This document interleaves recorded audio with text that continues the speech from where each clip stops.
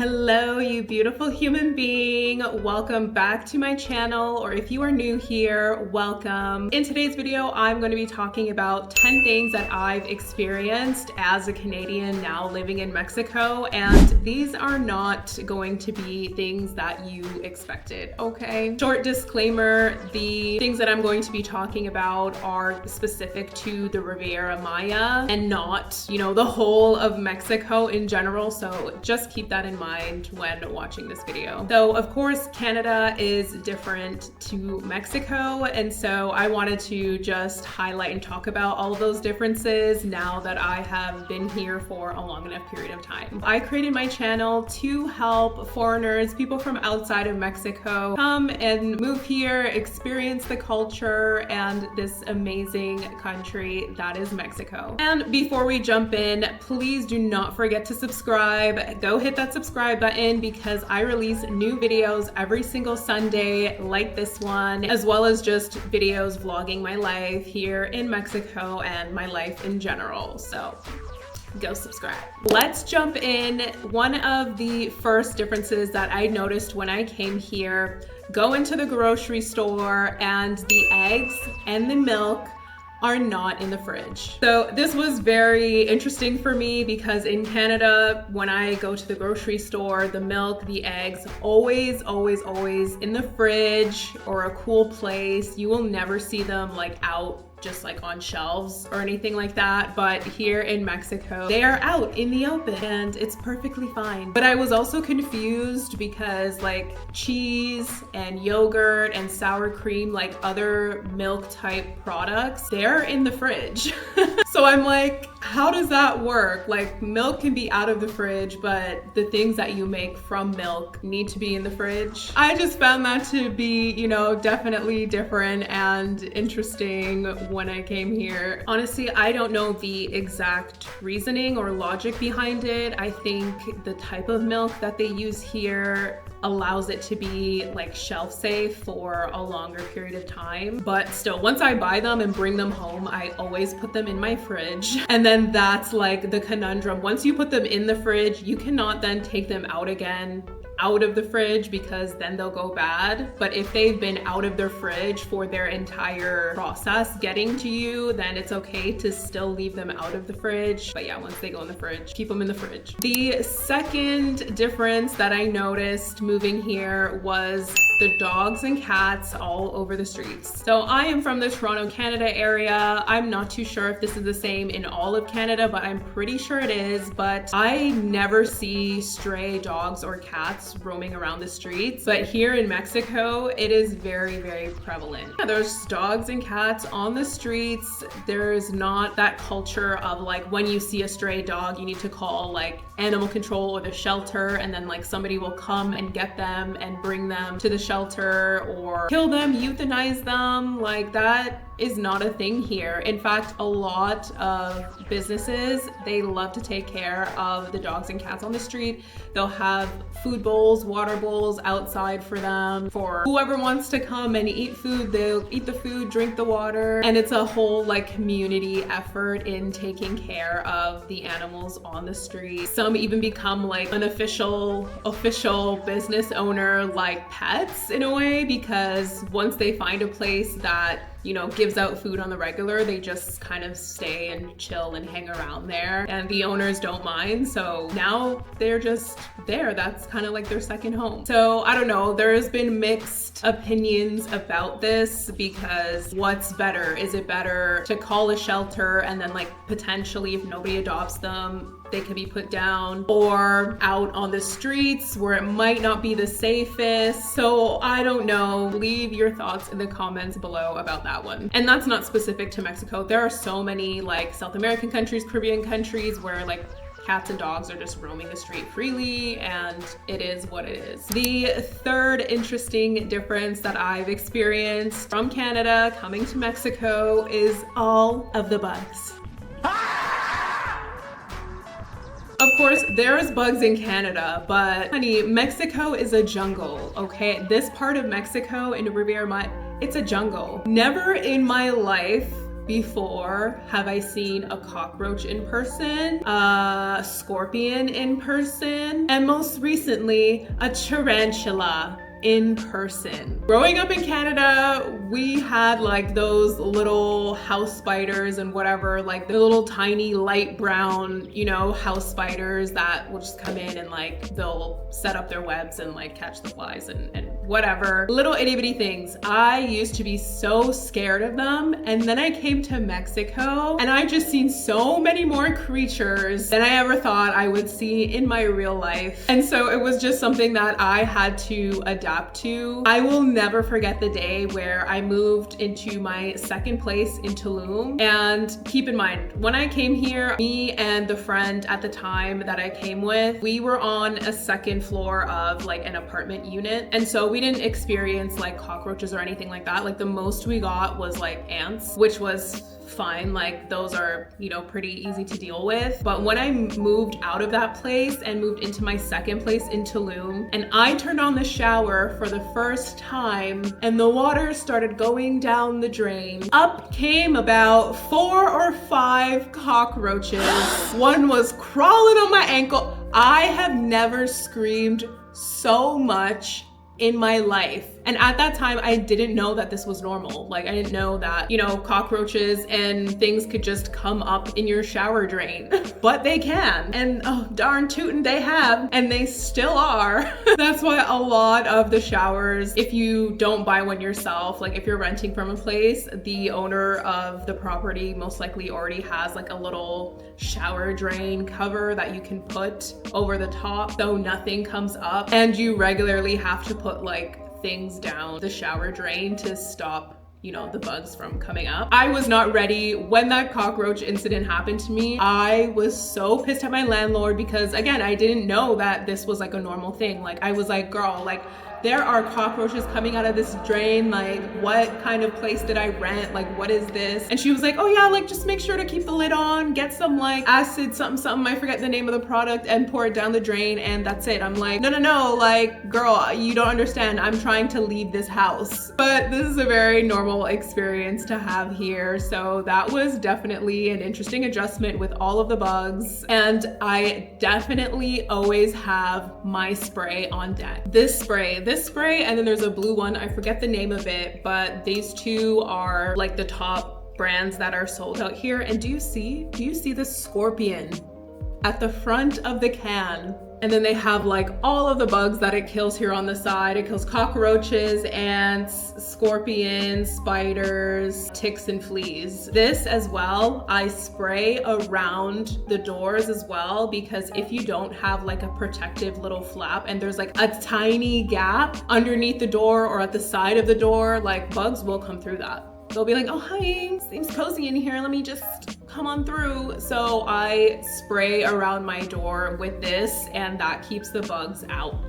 The fourth interesting thing that I have experienced here in Mexico is the frequency of the power outages. So this was especially in Tulum. Like if you are coming to visit Tulum or thinking of living there, be prepared for frequent power outages. It doesn't happen as much here in Playa del Carmen because a lot of the cables they're built underground, they're subterranean. So when when the hurricane came, there's been a tropical storm this weekend, but like the power didn't go out at all. But if I was in Tulum, and I was in Tulum and experienced that, there was a power outage probably like 2 to 3 times a month, which is very frustrating since I work online. And I know there are so many expats that live in Tulum as well who go through this on a regular basis. So that was something that was very different in Canada. Like the power outages are very, very rare. And if they do happen, they're only for like a very short amount of time. I remember living in Tulum and like a power outage lasts for like a whole day. It was like a whole day. And that sucks because it just interferes with my work day and I can't do anything. And the whole area, because Tulum is not a big town, the whole town is just down. I know some people have bought, like there's like portable power generators, and there's like this thing for your Wi-Fi as well. So like if the Wi-Fi goes out, then this, you know, device kicks in and you have your Wi-Fi working again. So I know a lot of people in Tulum have invested in that, and for good reason. If you come into Tulum, be prepared for that, okay? Just because, you know, you might be staying on a resort or something like that, you feel like you might be exempt from the power outage.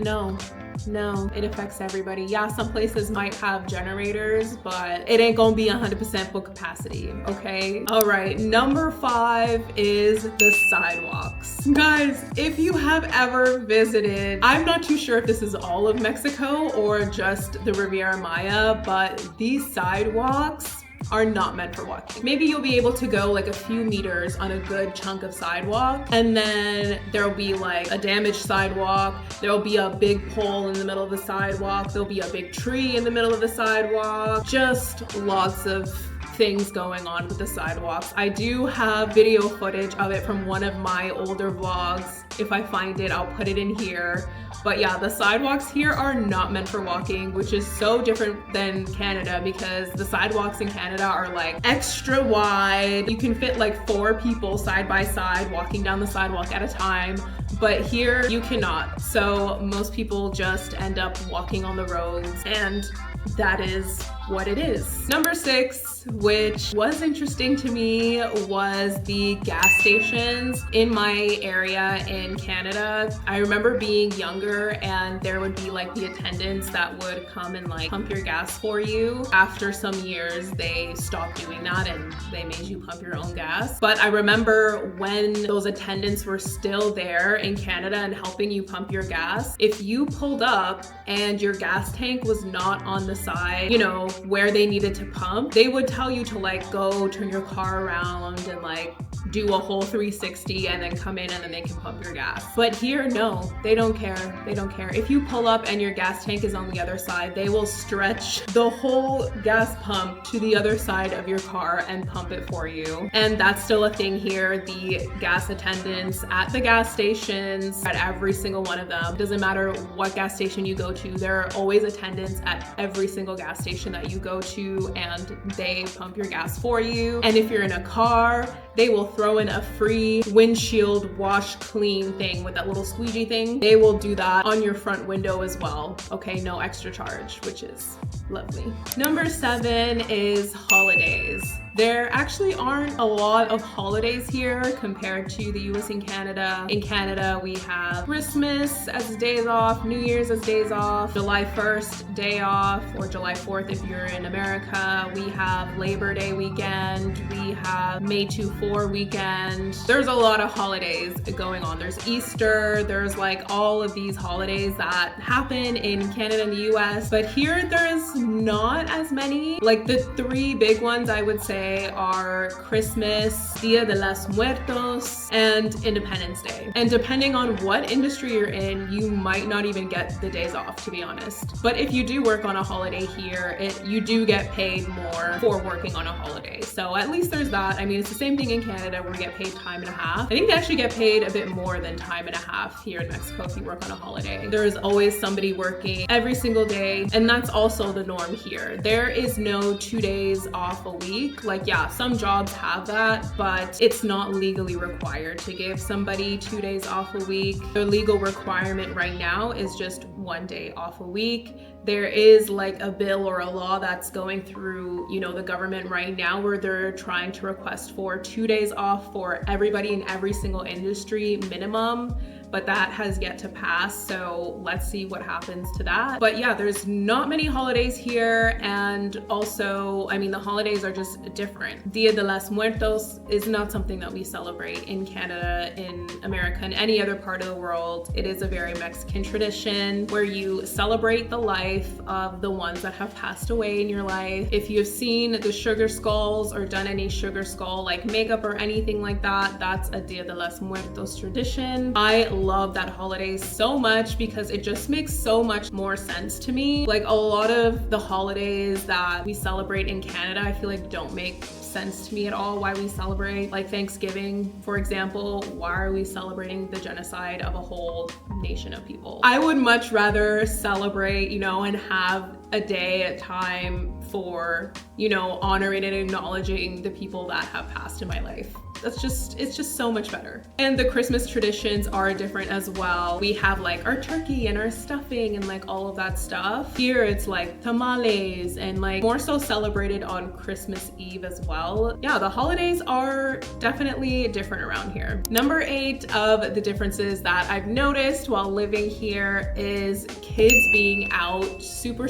late in the streets. If you have ever been to Playa del Carmen, you should know this one strip, the club strip, where all of the clubs are, you know, some bars, things like that. You're probably familiar with that area if you've been here before. But if not, there's a street with all the clubs, all the things. And I remember being in the clubs and like families will just walk by. Like it'd be like 1 a.m. and this dad, the mom, and like their 2 little toddlers, they're holding their toddlers, walking past all the clubs, they're looking, they're stopping, they're dancing to the music. They're having a good old time. So it's a very common thing here to see kids out late at night just doing their thing. Like in Canada, that would be like such a taboo thing. Like, oh my God, you're such a bad parent for letting your kid like out late, shouldn't they be sleeping, blah blah blah. Mind your business, mind your business. And also here you will see kids hustling, selling things, and they're usually like solo, like their parents will be near, but the kids are encouraged to just go up, especially if you look like a tourist, which you get approached all the time.